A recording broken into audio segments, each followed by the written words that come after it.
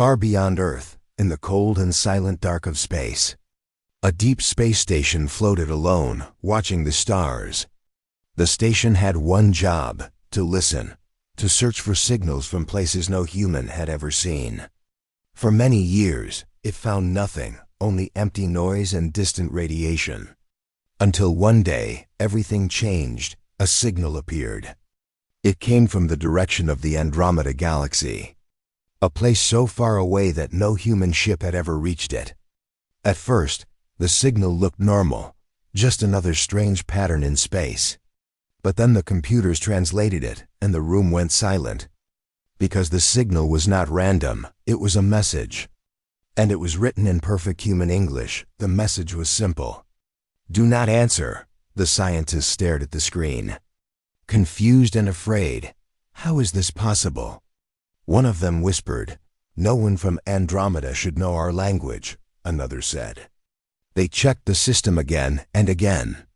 But the result was always the same. The message was real. For hours, the station stayed quiet. No one knew what to do. If it was a warning, who sent it, and why? Then something even more strange happened. The signal changed, without any input, without any reply from the station. The message updated on its own. Now it said, "You already did." Fear spread across the control room. Some people wanted to shut everything down. Others wanted to study it more, but it was already too late. Because the signal was no longer just outside, it was inside the system, moving through computers like it belonged there, watching, learning, waiting on Earth. The news reached the highest levels of command. A meeting was called, and the best scientists and leaders gathered together. They all agreed on one thing. This signal was not natural, and it was not safe. But ignoring it was also dangerous. So they made a decision. They would send a mission. A mission to find the source of the signal. They called it Mission Andromeda. Captain Elias Vance stood inside the launch chamber, looking at the massive ship in front of him. It was the most advanced ship ever built by humans. Fast, powerful, and designed for deep space travel. But today, it felt different, heavy, like it already knew where it was going. Elias was a calm and experienced leader, but even he felt something was wrong. He had read the report many times, a signal from another galaxy. Speaking human language, it did not make sense. And things that did not make sense were dangerous. His crew gathered around him, each one trained for this mission. Scientists, engineers, pilots, all ready to explore the unknown, but behind their confidence, there was fear, because deep down, they all felt it. This mission was not about discovery. It was about something else, something they did not understand. The ship launched from Earth and moved into the darkness of space. Days turned into weeks, and weeks into months. Everything seemed normal at first. The crew worked, talked, and followed their routine. But the signal never stopped. It followed them.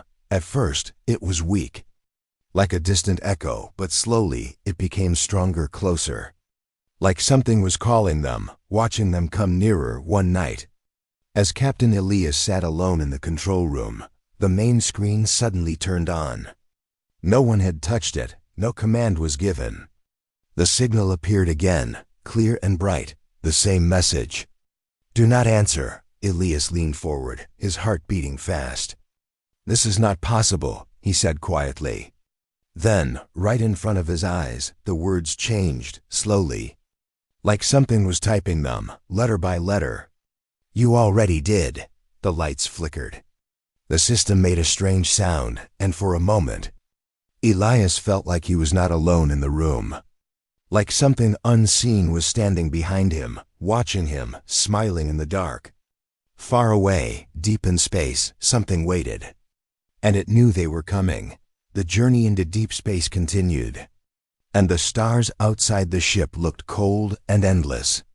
At first, everything seemed under control. The crew followed their daily routine, checking systems, running tests, and recording data, but something had changed. No one said it out loud, but they all felt it. The ship did not feel empty anymore. It felt watched. It started with a dream. One of the crew members, Daniel Reeves, woke up suddenly in the middle of the night. Breathing fast and shaking, he rushed into the main hall. His face pale, his eyes wide with fear. "They were talking to me," he said, his voice trembling. "Who?" Another crew member asked, confused. "I don't know. I couldn't see them. But I heard them. Inside my head." The room went quiet. Captain Elias Vance stepped forward, calm but serious. "It was just a dream," he said, trying to keep control. But Daniel shook his head. "No, it wasn't a dream. They knew my name." The crew checked the ship's recordings. Every camera, every audio file, every system log. There was nothing. No sound, no signal, no sign of anything unusual. It was as if nothing had happened, but Daniel refused to believe that. He kept repeating the same thing. They were real. They were inside my head. After that night, things began to get worse. Another crew member, Leila Chun, stopped talking completely. At first, people thought she was just tired. But soon they noticed something strange. She would sit near the observation window for hours, staring into space. Not moving, not blinking much, just watching. As if she was listening to something far away. "Lila," one of the engineers said, waving a hand in front of her face. No response, only silence. Captain Elias ordered a full medical check. Her body was fine, her brain activity normal. But she still did not speak. It was like her mind was somewhere else, somewhere the others could not reach. Meanwhile, the signal was still there. But now it was different. It was no longer just coming from outside. It was inside the ship, moving through the systems, appearing on screens without warning, sometimes just for a second, sometimes longer, always the same message. "Do not answer." And sometimes, "You already did." The ship's AI system, named Orion, also started acting strange. At first, it was small errors, delayed responses, wrong data readings, nothing too serious. But then it began to say things no one had programmed. "Signal strength increasing," Orion said one day. "That is not possible," the engineer replied. "We are not close enough yet." Orion paused for a moment. Then it said, "They are closer than you think." The room fell silent. "Who is they?" the engineer asked slowly, but Orion gave no answer. Captain Elias felt the pressure growing. The crew was scared, the systems were unstable, and the mission was becoming something else, something dangerous. But turning back was not an option, not anymore, because the signal was not letting them go. One night, the power in one section of the ship suddenly shut down. Emergency lights turned on, casting red shadows across the walls. "Report," Elias ordered, moving quickly through the dark hallway. "No damage detected," a voice answered through the comms. "That's not possible," Elias said. But then something worse came, a message from the security system. "Crew member missing."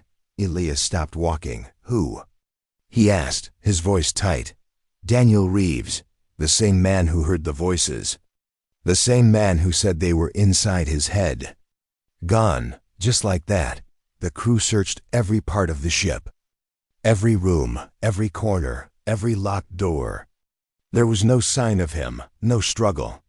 No broken doors, no alarms. It was as if he had simply disappeared. But that was impossible, because on a ship like this, no one could leave without opening a door, and no door had been opened. Later, as Captain Elias reviewed the security footage, his heart slowly began to race.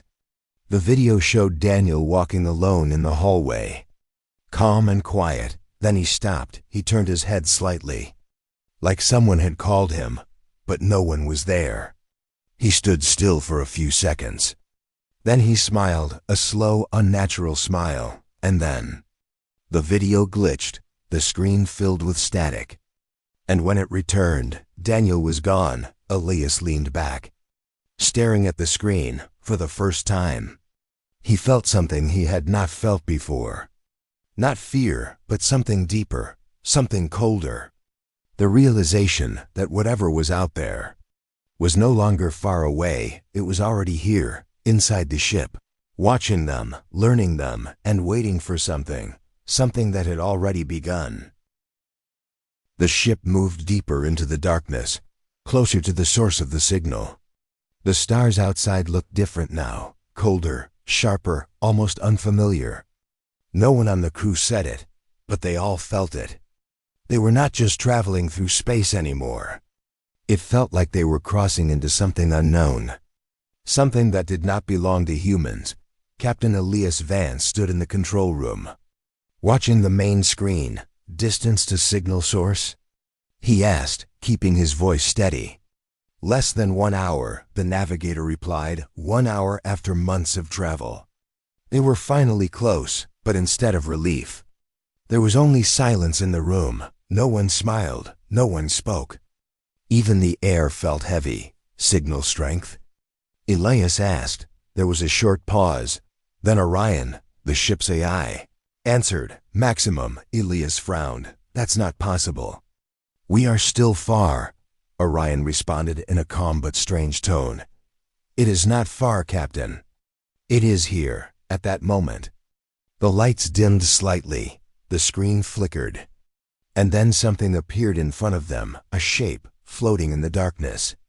At first, it looked like debris, broken metal drifting in space. But as the ship moved closer, the shape became clear. It was not debris, it was a spaceship. Identify the object, Elias ordered. The system scanned it quickly, but then stopped. As if it did not want to continue. Identification complete, Orion finally said. Elias waited, but no answer came. Report, he said again, more firmly. There was a short silence. Then Orion spoke. Object matches our ship. 100%. The room froze. That's not possible, one crew member said under his breath. But the screen showed the truth. The ship outside had the same design, the same structure, the same markings, even the same name. It was their ship. A cold feeling spread through Elias's body. Move closer, he said slowly. The crew hesitated, but followed the command. As the distance closed, more details became visible. The other ship was damaged, its surface was burned and broken. Parts of it looked like they had been torn apart from the inside. Lights were off, no movement, no life signs. Scan for survivors, Elias ordered. Negative, Orion replied. No life detected. The silence inside the control room became unbearable. This is impossible, the navigator whispered. We are the only mission sent here. Elias did not respond. Because deep down, he already knew something was very wrong. Prepare a boarding team, Elias said. Some crew members looked at him in shock. Sir, you want to go inside that thing? Elias nodded. We need answers. A small team was chosen. Elias, 2 engineers, and 1 scientist. They wore full suits and moved toward the airlock. No one spoke. No one wanted to say what they were thinking. Because the thought was too dangerous, the airlock opened slowly, and they stepped into the empty space between the 2 ships. The abandoned ship stood in front of them, dark and silent, like a dead body floating in the void. They entered through a broken section of the hull. Inside, everything was quiet, too quiet. Their footsteps echoed through the empty halls. Lights flickered weakly, casting long shadows on the walls. Stay close, Elias said, his voice low. The inside of the ship looked exactly like theirs. Same design, same rooms, same layout, but everything was damaged. Burn marks covered the walls, some doors were twisted, as if something had forced its way through them. Check the logs, Elias ordered. The engineer moved to a nearby terminal and turned it on. The screen flickered, then slowly came to life, accessing data. The engineer said, his hands began to shake. Sir, you need to see this. Elias stepped closer. The log showed mission details, coordinates, system data. Crew information. Everything looked normal. Until he saw the date. It was their mission. But from the future, this is not real, the scientist said, stepping back. But the data continued, showing events that had not happened yet, events that were about to happen. Suddenly, a noise echoed from the hallway, a soft sound. Like something moving in the dark. The team froze. Did you hear that? One of them whispered. Elias raised his hand, signaling silence. They listened. But the sound was gone. Keep moving, Elias said, though his voice was tense now. They walked deeper into the ship, following the weak lights, until they reached a large door. Half open, inside was the main chamber, and what they saw there made their blood run cold. Bodies lying on the floor, still wearing their suits, still holding their tools. Elias stepped forward slowly, his heart pounding. He looked at the nearest body, and then he stopped because the face inside the helmet was his own. No one spoke, no one moved. The truth was standing right in front of them. Impossible, unreal, but undeniable. They had been here before, and whatever happened to them was waiting to happen again, far beyond the walls of the dead ship. Something watched silently, learning, understanding, and preparing, because now the cycle had begun again. The chamber stayed silent, heavy and cold. No one moved, no one spoke. The crew stood frozen, staring at the bodies on the floor, each one wearing the same suit, the same badge, the same face. It was not just Captain Elias. All of them were there, dead. This is not real, one engineer whispered, his voice shaking. It can't be. But no one answered him, because deep down, they all knew one thing. This was real, and it was happening to them. Captain Elias forced himself to move. His steps were slow, careful, as if the floor itself was dangerous. He walked closer to his own body, his hand trembling slightly. Then he stopped. He did not want to see more, but he had to. Search the room, Elias said quietly, trying to stay in control. We need answers. The crew began to move, slowly, carefully, looking around the broken chamber, checking devices, scanning data, trying to understand what had happened here.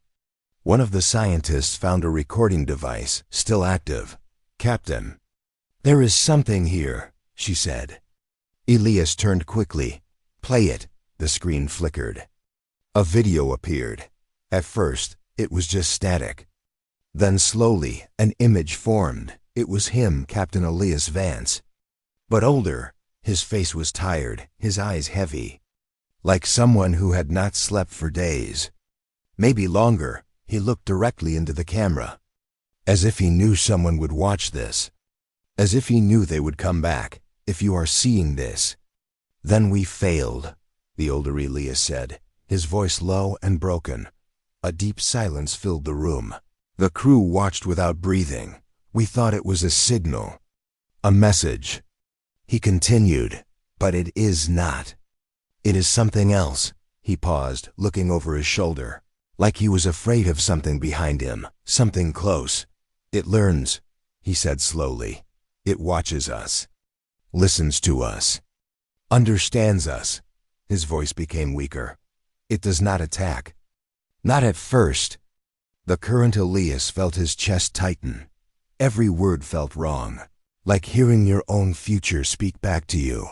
We tried to stop it, the recording continued, but it was already inside the ship, inside our systems, inside our minds. The lights in the chamber flickered slightly, as if reacting to the words. Do not continue this mission, the older Elias said, more urgently now. If you are hearing this, turn back, destroy the ship. Do not let it reach Earth. Suddenly, the video glitched. The image shook violently. A strange sound filled the speakers, like multiple voices speaking at once, low, distorted, unnatural. The older Elias froze. His eyes widened.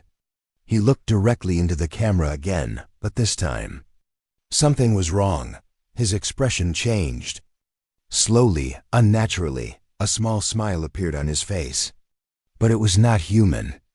It was too perfect, too still. Then he spoke again. But the voice was not the same. It was deeper, colder.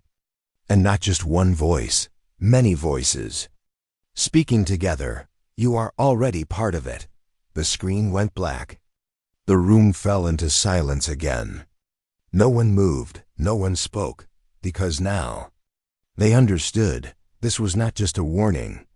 This was proof. It copied him. The scientist whispered, stepping back. It copied all of them.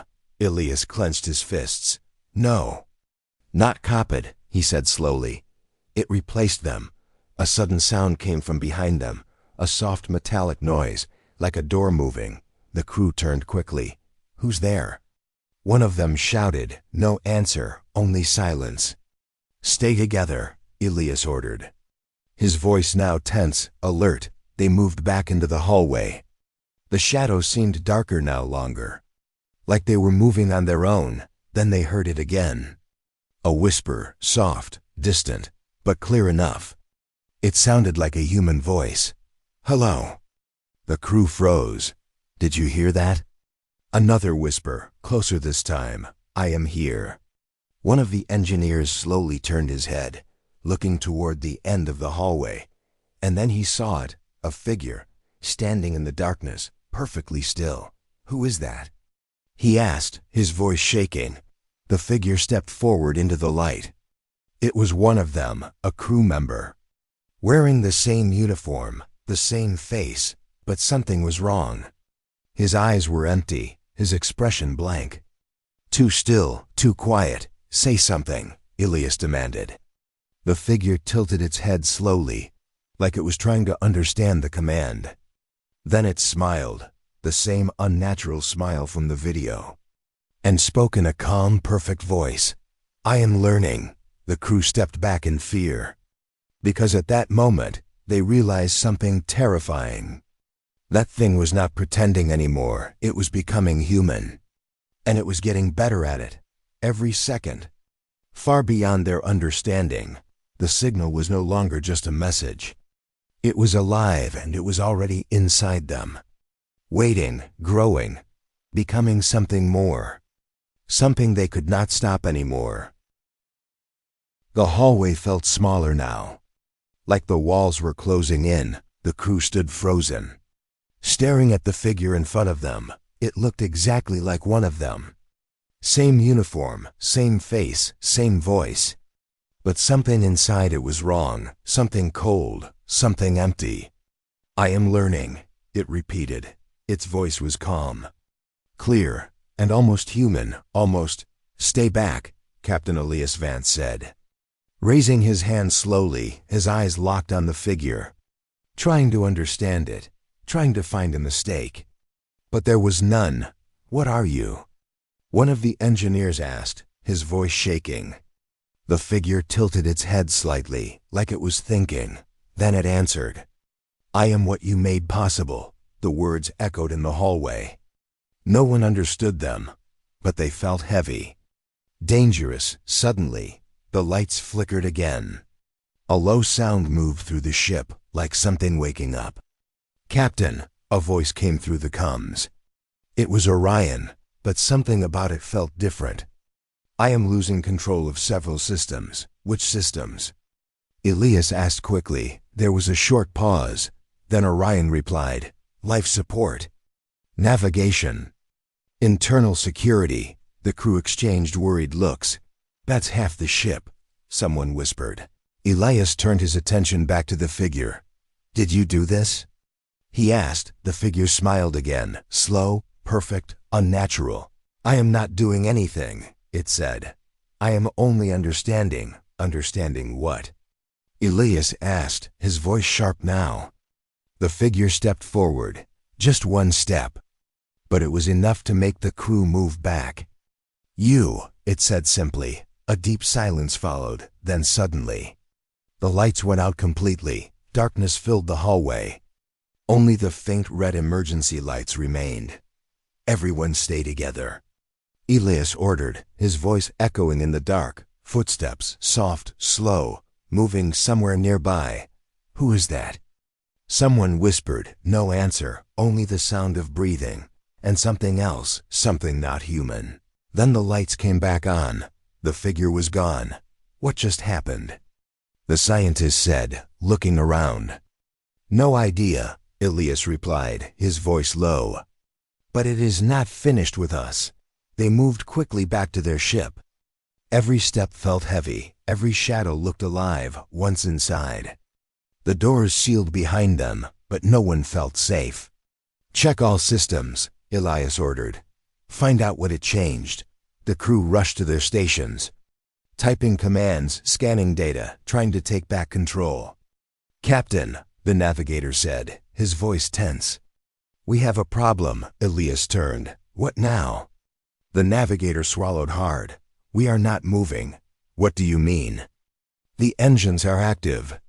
But we are not leaving. Elias felt a cold wave pass through him.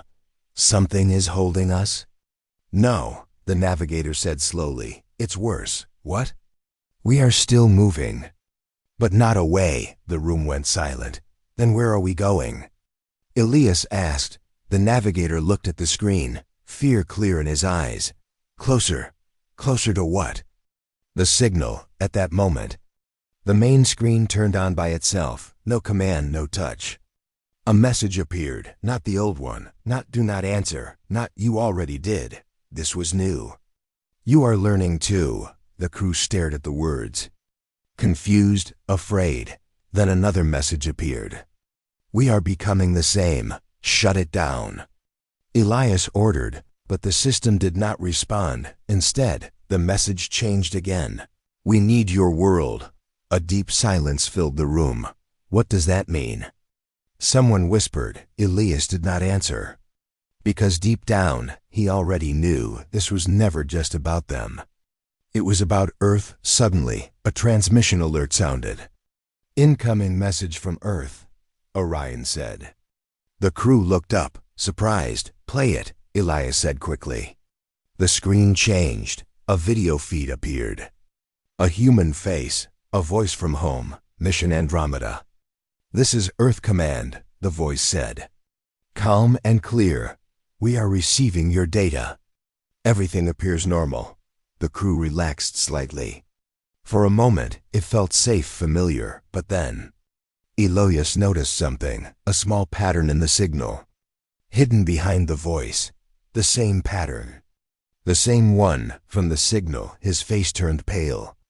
Stop the transmission, he said slowly. Why? The engineer asked, confused. Elias looked at the screen, his eyes filled with fear. Because that is not Earth. The message continued playing, smiling, calm, normal. But now they all saw it. Something was wrong. Something was inside the signal. And if that signal reached Earth, then maybe. It already had, far away, beyond the stars. The thing continued to learn, faster now, stronger now.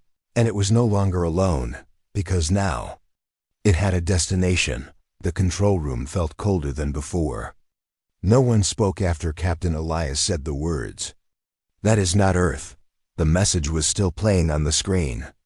Calm and normal, but now every word sounded wrong. Every smile looked fake, like something pretending to be human. End transmission, Elias ordered again. Louder this time, the engineer tried to cut the signal. Pressing commands again and again. It's not stopping, he said. Panic rising in his voice, the screen flickered. Then the voice from Earth paused for a second. As if it heard them, as if it understood what they were doing. Then it smiled wider. Too wide, too perfect. Why are you afraid? The voice said, but this time. It was not the same voice, it was deeper, layered. Like many voices speaking together, the crew stepped back. Fear spreading through the room. You are not Earth, Elias said. His voice steady but cold. Who are you? The screen went silent for a moment. Then slowly, new words appeared. We are what comes next. The lights dimmed again. The ship trembled slightly. Outside, the stars seemed to shift. Like space itself was changing, Captain. The navigator whispered, staring at his console. You need to see this. Elias moved quickly. What is it? The navigator pointed at the screen, his hands shaking. These are the transmission logs from Earth. Elias looked closely. Rows of data, signals sent and received. Everything looked normal at first, until he saw the timestamps. They are too early, Elias said slowly. What do you mean? The scientist asked. These signals. Elias pointed at the screen. They were sent before we even reached the signal source. The room went silent again. That's impossible, someone said. Elias shook his head. No. It means one thing. What? He took a slow breath. Earth already received the signal. Before we got here, a deep fear spread through the crew. That means... The engineer whispered. Yes, Elias said, his voice low. It is already there. The screen suddenly changed again. The image of Earth Command returned. But now, the background was different, darker, empty. The person on screen looked the same, but his eyes. They were not normal. They were too still, too focused. Why do you resist? The voice asked calmly. Elias stepped forward. Anger rising inside him. Because you are not human. A short silence followed. Then the voice replied, Not yet. The words felt heavy. Dangerous. What do you want? Elias demanded. The answer came slowly, to become. The lights flickered violently. The ship shook again, stronger this time. Captain, we are losing control. Orion said, its voice unstable now. Navigation override. Not responding. Elias grabbed the console, trying to stay balanced. Status? We are accelerating, the navigator said, panic clear in his voice. Toward the signal source. The crew looked at each other. They all understood now. This was not a mission anymore, it was a delivery. We need to stop the ship, Elias said quickly. Shut down the engines. They are not responding. Manual override. Tried that. Nothing works. The screen changed again. You cannot stop this, the message said. Elias clenched his fists. Why are you doing this? The answer came instantly. Because you opened the door. The room fell silent. No one needed to ask what that meant. The first signal. The one that said do not answer. They did not answer it. But they listened. They studied it. They followed it. And that was enough, Captain. The scientist said softly, if this reaches Earth fully. Elias closed his eyes for a second. I know. It will spread, she continued. Through signals, through systems, through minds, and there will be no way to stop it. Elias opened his eyes again. Now they were clear, focused. There is one way, he said. The crew looked at him. What? He took a deep breath. We destroy the ship. Silence. You mean all of us? The engineer asked. Elias nodded slowly. It is the only way to stop it from reaching Earth again. But what if it is already there? Elias looked at the screen, at the false face of Earth staring back at them. Then this is not about saving Earth anymore, he said quietly. It is about not making it worse. The ship trembled again. Stronger now, alarms began to sound across the halls. Reactor is unstable. Orion warned. Elias turned to the crew. Prepare for self-destruct. As they moved to follow the command, the screen displayed one final message. You think sacrifice will stop evolution? Elias did not respond, but deep inside, a small doubt began to grow, because if the signal was already on Earth, then maybe. It was already too late, far away, on a small blue planet. Signals moved quietly through networks, through screens, through minds, and no one noticed, because everything still looked normal. For now. The alarms echoed through the ship, loud and endless. Red warning lights flashed across every wall, turning the halls into a place of fear. The crew moved quickly, but their steps were heavy, because they all knew what was coming next. Reactor core unstable, Orion said, its voice breaking slightly. Self-destruct sequence ready for activation. Captain Elias Vance stood in the center of the control room. His face was calm, but his eyes carried the weight of everything. The mission, the signal, the truth. All of it had led to this moment. Once we start this, there is no going back, Elias said slowly. The crew looked at him, some afraid, some unsure. But none of them stepped back. We finish it, one of the engineers said quietly. Elias nodded. Then he turned to the main console. His hand hovered over the control panel. Just one command, one choice. Before he could press it, the screen came alive again. The signal, but this time, it did not show words. It showed something else. Earth, a live image, cities, lights, people moving. Everything normal for a moment. It looked peaceful, safe. Then the image shifted. Slowly, small changes, almost impossible to notice at first. People stopping for no reason, standing still, looking up at nothing. Screens flickering in buildings. Strange patterns moving across them, and then smiles, the same unnatural smile. The crew stared in horror. No. Someone whispered. Elias clenched his jaw. This is not real, but deep inside he knew. The signal spoke again. You are trying to stop what has already begun. Elias stepped closer to the screen. Anger rising. We will not let you take our world. A short silence followed. Then the answer came, calm and cold. It is not your world anymore. The ship shook violently. Captain. Orion called out. Reactor instability increasing. We must act now. Elias looked at his crew one last time. No one spoke. But they all understood. This was the end. Start the sequence, Elias said. The engineer activated the system. Self-destruct initiated. Countdown begins. A timer appeared on the screen. 10 o'clock, 10 minutes. The signal did not stop. Instead, it changed again. You think you can destroy us? Elias ignored it. Prepare final message, he ordered. A recording system activated. Elias stepped forward, standing straight. This is Captain Elias Vance of Mission Andromeda, he began. His voice strong. If anyone finds this message, do not follow our path. He paused for a moment. The signal is not a message. It is an intelligence.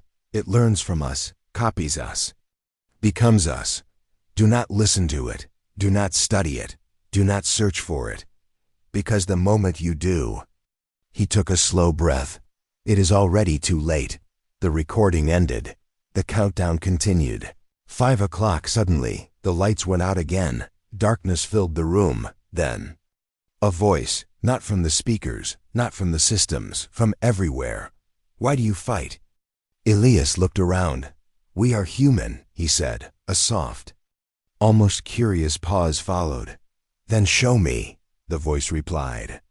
The lights came back on, but something was wrong. The crew, they were standing still, not moving, not blinking.